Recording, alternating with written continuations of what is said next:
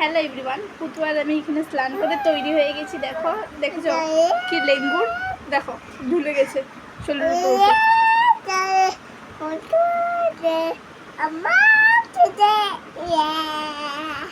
কি বললো তোমাদেরকে বলি, ও বললো ঝুলে ঝুলে পুতু ঝুলে আমার সোনা মাম্মাম ঝুলে। আমি যে ওকে বলি গানটা গেয়ে, তাই ও গানটা গাও, সুন্দর করে গাও। দেখেছো, সব জিনিস কপি করে, সব জিনিস নোটিস করে। আমি আর পুতু তো স্নান করে তৈরি হয়ে গেছি, এখন পুতু খেলা করছে। আর আমার বর মাটন রান্না করছে, অল্প পরে আমাকে টেস্ট করার জন্য ডাক দেবে।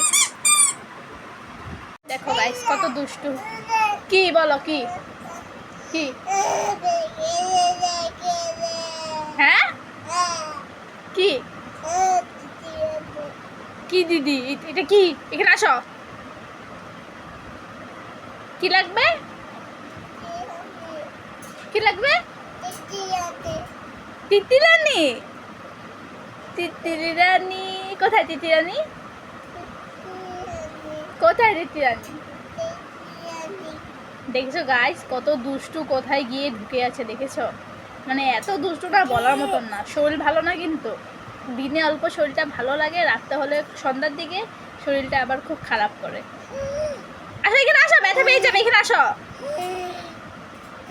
গণপতি বাপ্পা কোথায় রে? আমার বাচ্চাটা কোথায় রে? পুতু কোথায় রে? এই যে পুতু। চলো গাইস তোমাদেরকে দেখাই যে আজকের মেনুতে আমাদের কী কী রয়েছে। আর এখানে পুতু ঘুমিয়ে গেছে। তো এখানে ভাত রয়েছে, পটল আলু ভাজা রয়েছে, মসুরির ডাল রয়েছে, আর মাটন রয়েছে, কষানো মাংস। আর এখন খেতে বসে পড়েছি। পুতু ঘুমিয়ে আছে, পুতু উঠলে পরে পুতুকেও খাওয়াতে হবে।